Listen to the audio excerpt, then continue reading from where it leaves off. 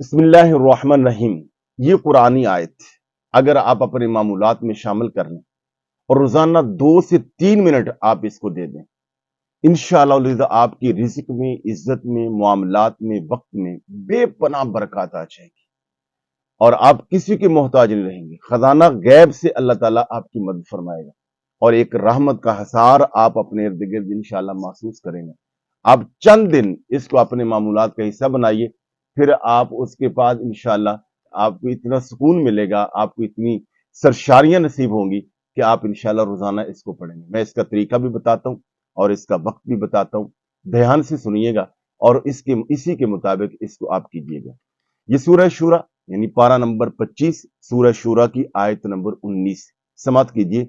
अल्लाहु लतीफुम बिइबादिही यर्ज़ुकु मन यशाउ व हुवल क़वियुल अज़ीज़। फिर सुनिए, अल्लाहु लतीफुम बिइबादिही यर्ज़ुकु मन यशाउ व हुवल क़वियुल अज़ीज़।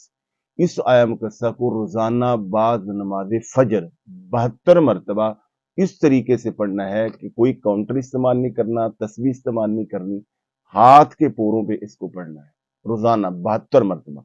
तो ये 15 पोरे होते हैं, एक हाथ के, दाएं हाथ के 15 पोरे हैं उंगलियों के, और आप इसको 4 दफा पढ़ेंगे तो 60 हो गए। फिर उसके बाद ये 3 अंगूठे वाले निकाल दें तो ये बाकी 12 पोरे रहेंगे।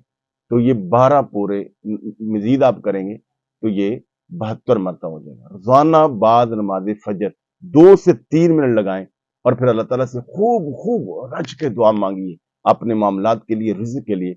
इंशाअल्लाह आप देखेंगे कि खजाना गैब से आपको रिज़्क और रोजी मिलेगी।